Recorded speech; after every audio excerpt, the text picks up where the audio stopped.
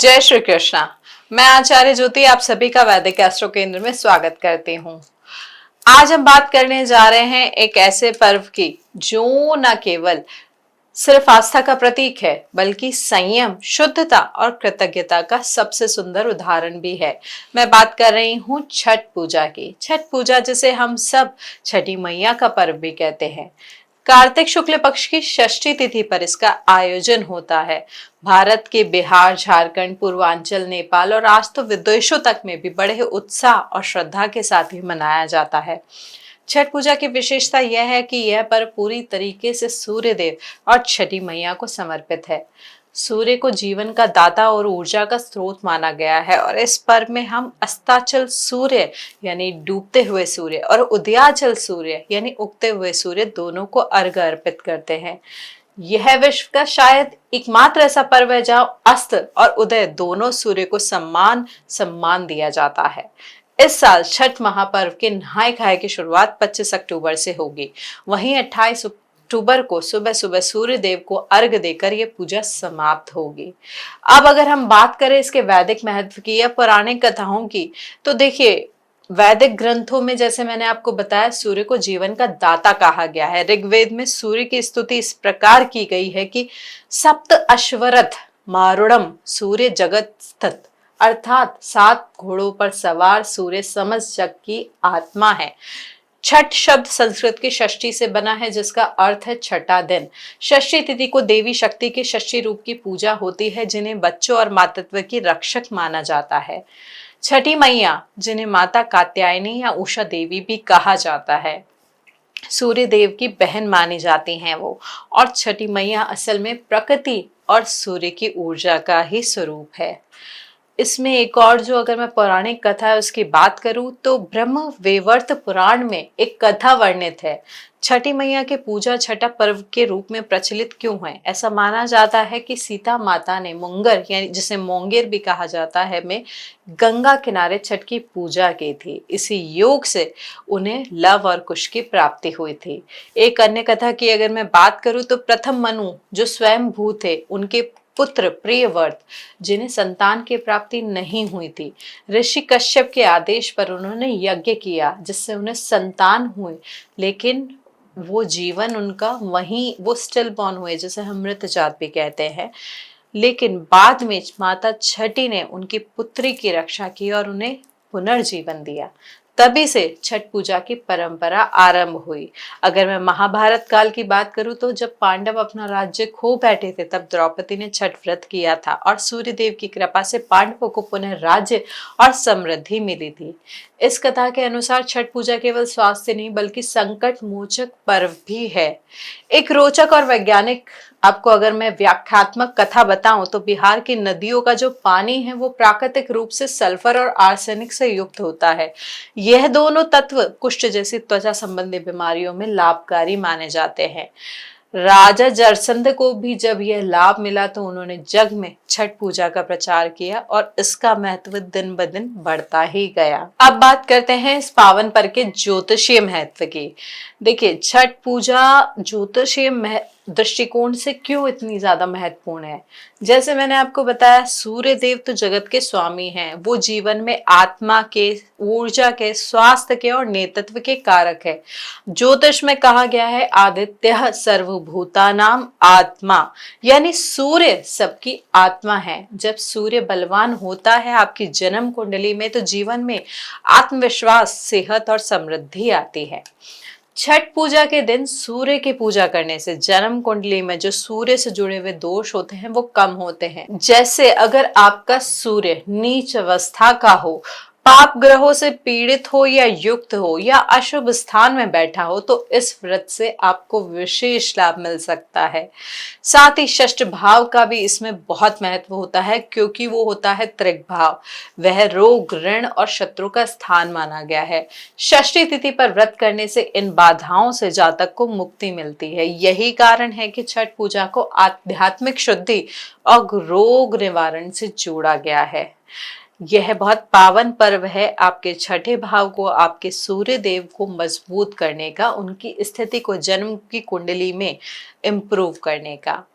अब अगर हम बात करें छठ पूजा 2025 की, तो ये जो सूर्य देव की पूजा है वो पूरे 4 दिनों तक चलती है। छठ पूजा का जो पहला दिन होता है वो नहाय खाए के नाम से जाना जाता है। इस दिन व्रती नदी, विशेषकर गंगा नदी में पवित्र स्नान करते हैं। इस दिन छठ व्रती केवल एक बार भोजन करते हैं और शुद्ध आहार ग्रहण करते हैं। छठ पूजा का जो दूसरा दिन है, जिसे हम खरना कहते हैं, इस दिन व्रती सूर्योदय से सूर्यास्त तक निर्जल उपवास करते हैं। सूर्य को भोजन अर्पित करने के बाद, भोग लगाने के बाद उपवास का समापन होता है। दूसरे दिन के प्रसाद ग्रहण के बाद तीसरे दिन का उपवास शुरू हो जाता है।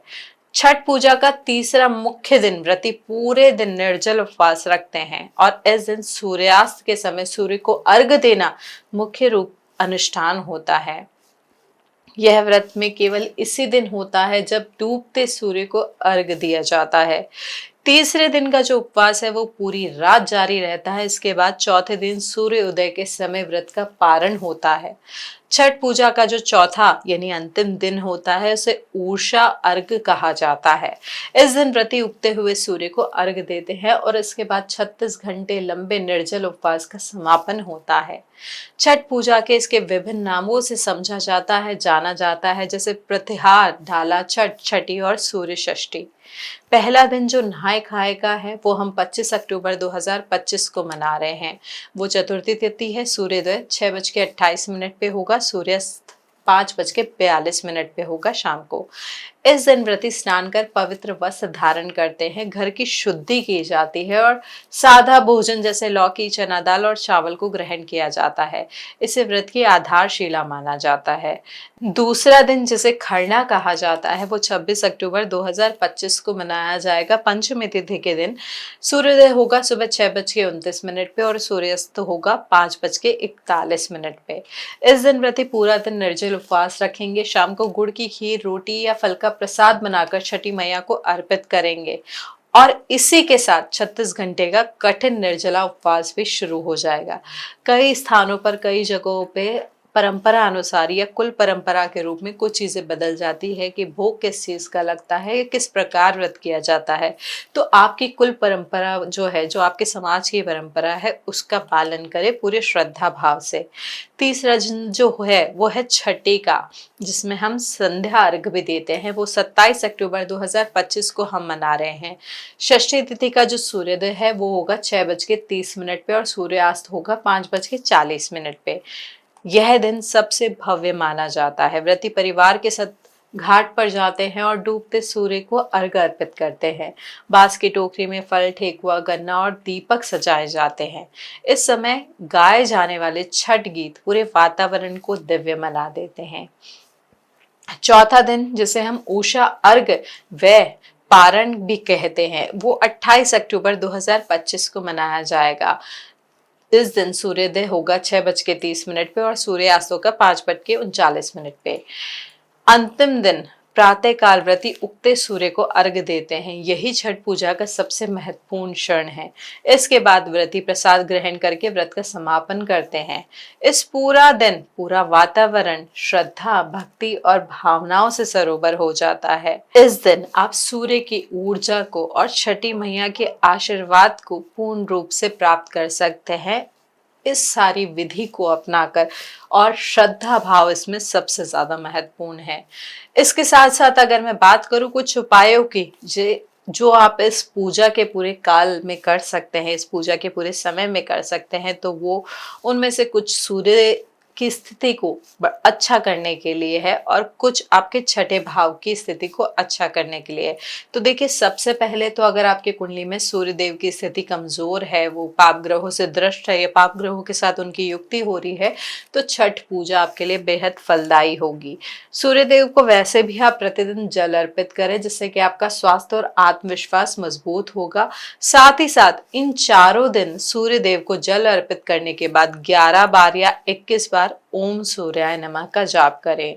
उसके अलावा आप कात्यायनी माँ का भी जाप कर सकते हैं। ओम कात्यायनी नमः, इस मंत्र का जाप 108 बार करना आपके लिए लाभकारी होगा। अगर कोई व्यक्ति व्रत नहीं कर पा रहा है या जो लोग व्रत नहीं कर पाते हैं, वो लोग भी इस दिन सूर्य को जल चढ़ा सकते हैं और जल चढ़ाकर गुड़ और गेहूं का दान करके छठी मैया का आशीर्वाद वो सब प्राप्त कर सकते हैं।